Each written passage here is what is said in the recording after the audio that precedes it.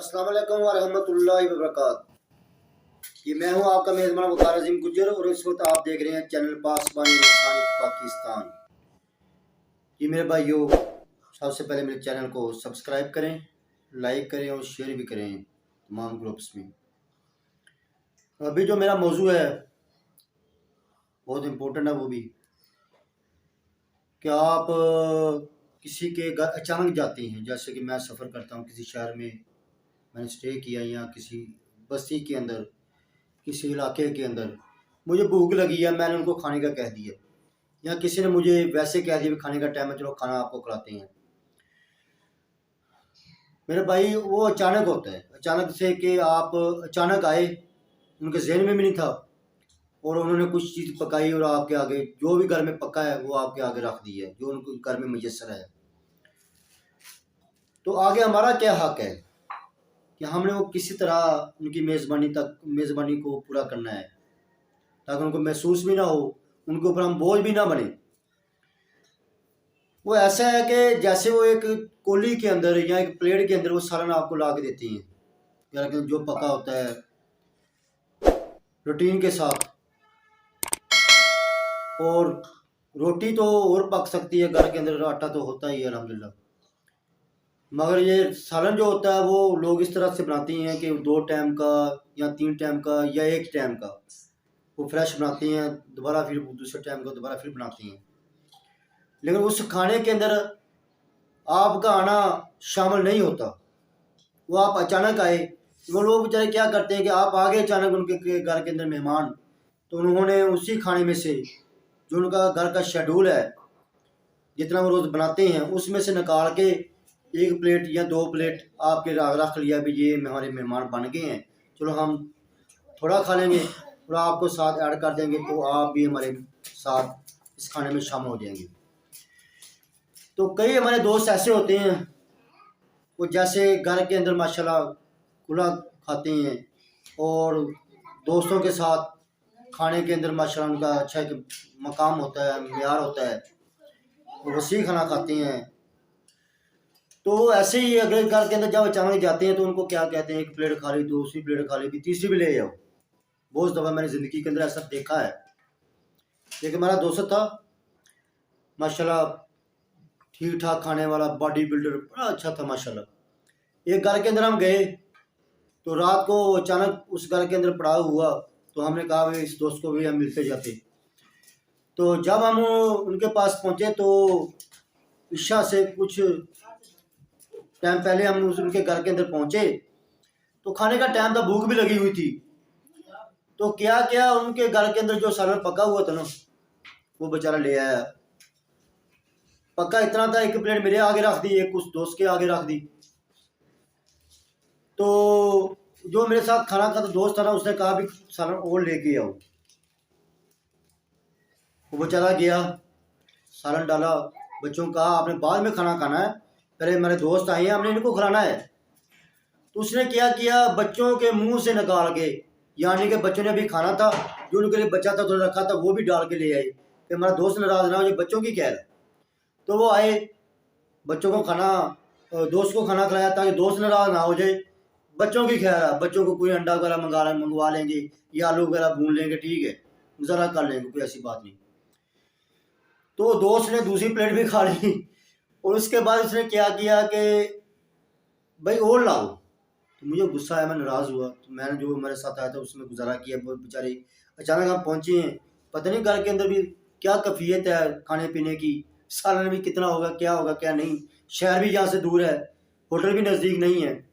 तो मैंने उनको आस्ता से कांस में कहा भाई हम किसी के घर में अचानक मेहमान आए हैं, तो उनके घर के अंदर बेचारे पता नहीं सालन कितना होगा कितना नहीं, आप थोड़ा लगा के खा लो, गुजारा करना है, भूख मिटानी है।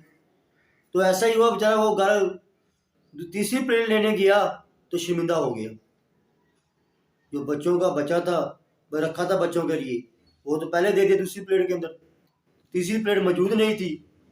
तो उन्होंने कहा भी आप बैठो, मैं अभी सालन का कोई बंदोबस्त करता। तो मुझे बहुत अफसोस हुआ उस दोस्त के ऊपर, अभी तक मैं नाराज़ हूँ कि यार वो उस आदमी को, उस दोस्त को शर्मिंदा होना पड़ा हम क्या आने की वजह से।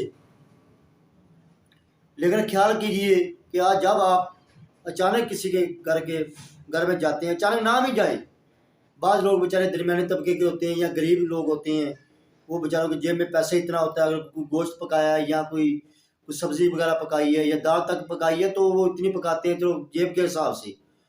लेकिन जब भी आप कहाँ कहीं मेहमान जाते हो, ये देखो कि उनके घर के अंदर अफराद कितने हैं, और अगर आपके साथ फैमिली है तो फिर तो अंदाज़ा हो जाएगा, घर वाले बता देंगे भी उनकी क्या सूरत हाल है। तो ख्याल कीजिए, बहुत सारे गरीब तबका लोग भी ऐसे होंगे जिनके आप मेज़बान बनेंगे, नहीं आप उनके मेहमान बनेंगे, वो आपके मेज़बान होंगे गरीब लोग, लेकिन उनको ऐसा मजबूर ना किया जाए कि उनको शर्मिंदा होना पड़े। तो एक दोस्त था मेरा प्रॉपर्टी का काम है, तो हम सफ़र में थे, हमने एक रकबा देखना था। तो हम जब उनके शहर के अंदर पहुँचे, उनके गांव के अंदर पहुँचे, तो हम दो दोस्त थे, तो भूख बड़ी लगी हुई थी, सफ़र भी काफ़ी था। तो मैंने कहा चलो किसी होटल में खाना खा लेते हैं, बाहर सफ़र में है। मगर दोस्त ने कहा नहीं जी, इस दोस्त के पास हम खा लेते हैं। मैंने बोला चलो ठीक है।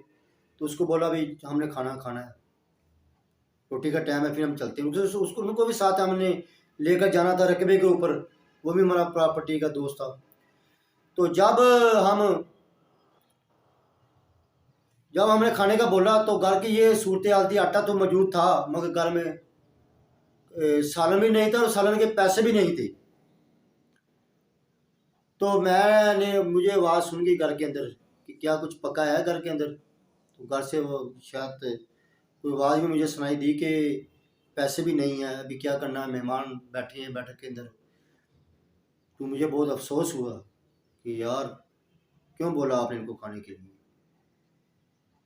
लेकिन फिर हमने क्या किया, मैंने बोला भी आपके घर के अंदर प्याज है, कहते हैं प्याज है। मैंने बोला भी डॉक्टर ने मुझे बोला है कि आपने प्याज के साथ रोटी खानी है। मैंने खुद बोला है कि डॉक्टर ने मुझे बोला है कि वकार आपने रोटी सालन के अपना प्याज के साथ खानी है।